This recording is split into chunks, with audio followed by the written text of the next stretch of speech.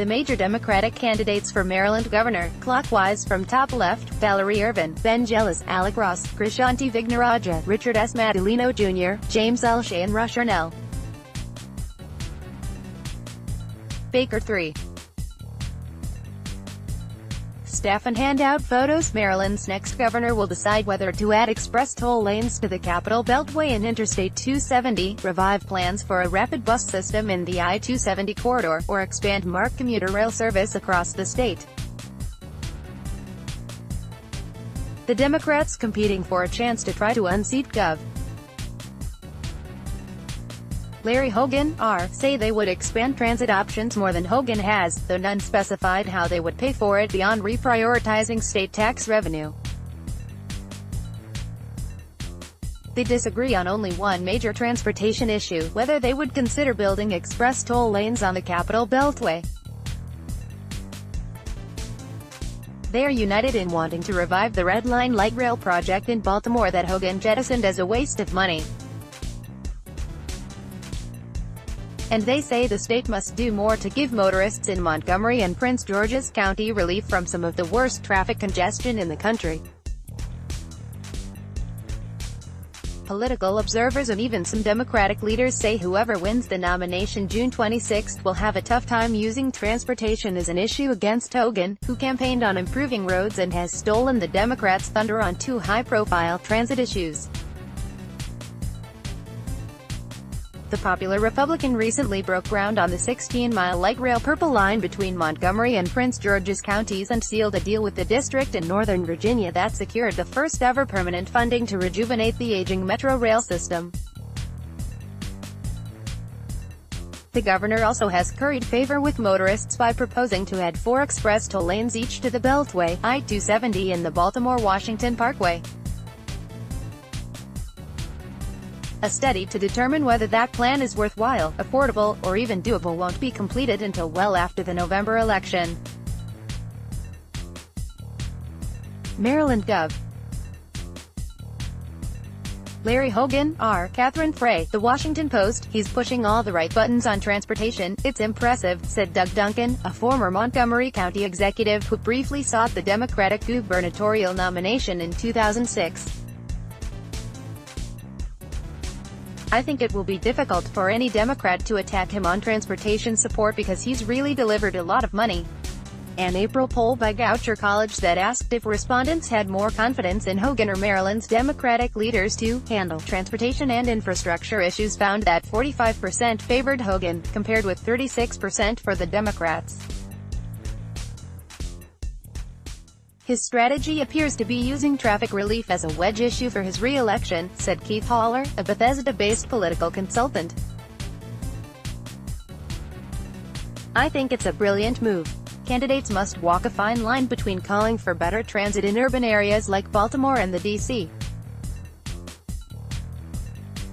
suburbs and reassuring Democrats in outer suburbs and more rural parts of the state that they also feel their pain on the road.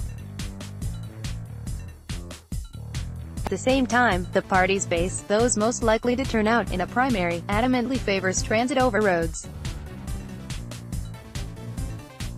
All the Democrats say they would restore plans to build the 14-mile light rail line in Baltimore, which Hogan canceled shortly after taking office, calling it a wasteful boondoggle. Candidate Alec Ross, a tech entrepreneur and former Obama administration official from Baltimore, called the decision politically motivated because the Red Line would have served some of Baltimore's poorest neighborhoods. Black Democrats are not Larry Hogan's key constituency, Ross said, but none of the Democrats have cited a way to pay for the project, last estimated to cost $2.9 billion. The state forfeited $900 million in federal grants allotted to the Red Line when Hogan pulled the plug, and the Trump administration has proposed cutting construction aid for new transit projects. Unfortunately, we now have to start from the very beginning and go to our federal partners and ask them to put it back in the queue and make it our #1 project in Maryland, said candidate Rushern L. Baker 3, the Prince George's executive. Most of the Democrats say Hogan's plan to add toll lanes to the Beltway and I-270, fund Metro and support other Washington area transportation projects are based on his quest for re-election. Hogan campaign spokesman Doug Mayer rejected that idea. He said the governor has prioritized the Purple Line and Metro along with road and bridge repairs statewide because he considers transportation critical to our local economies and overall quality of life. Politics has nothing to do with it, Mayer said in an email. The fact is, the governor is doing a lot for transportation infrastructure in every corner of this state. All the Democrats say they would prioritize more money for transit. I think in the long term, both for the environment and congestion, we have to start looking at options to get people out of their cars and onto mass transit, Baker said. I'll say they support adding 1 or 2 lanes to I-270, as opposed to the 4 new lanes that Hogan has proposed, and making those lanes reversible to carry traffic in the peak direction. Valerie Ervin, who entered the race as a gubernatorial candidate Thursday in place of the late Baltimore County Executive Kevin Kamenetz, has not yet outlined her transportation plans. Ross, James L. Shea and Rushern L said they wouldn't add lanes to I-270 without first expanding MARC service in the area and building the Corridor Cities Transitway, a busway planned between the Shady Grove Metro Station and Upper Montgomery County. Otherwise, you'd get the same congestion, just with more cars and more pollution, said Shea, a lawyer and former chairman of the Central Maryland Transportation Alliance. Hogan postponed funding for the project 2 years ago. All but one of the Democrats said they wouldn't add any lanes to the Beltway, as Hogan has proposed. They said doing so would require demolishing too many homes and other buildings, particularly east of I-270. Candidate Richard S. Madaleno Jr., a state senator from Montgomery, said he'd consider using tolls as a way to pay to extend Northern Virginia's hot lanes over the American Legion Bridge and around the Beltway to I-270. He said he doesn't believe there's enough room to add Beltway lanes east of the I-270 spur and would instead ask engineers to focus on how to relieve bottlenecks in that stretch. One issue will be how to pay to add any capacity, either to roads or transit, particularly as increased use of fuel-efficient vehicles limits gas tax revenue. The only way we'll do any of these significant capacity projects would most likely be with a public-private partnership or as a tolled facility, Madaleno said. Several candidates said they think of transportation broadly as a way to connect jobs to more affordable neighborhoods. Krishanti Vignarajah, a Gaithersburg resident and former policy director for Michelle Obama, recalled her father relying on buses to reach teaching jobs in Baltimore public schools.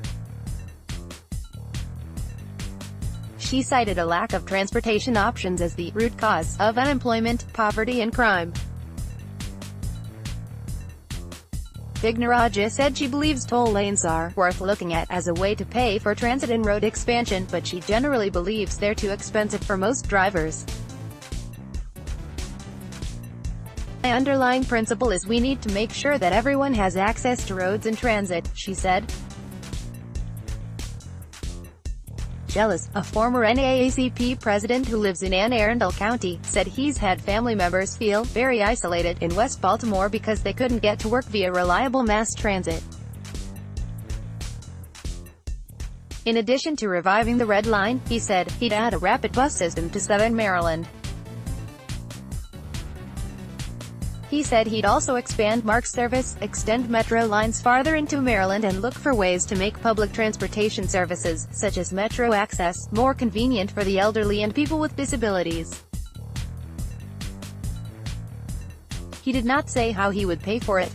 Jealous said the state probably needs to add 2 lanes to I-270. However, he said he's not a fan of charging tolls for express lanes. Widening I-270 to me Jealous said, is about widening it for everybody. Scott Clement contributed to this report, which is the first in a series of stories looking at specific issues in the Maryland governor's race.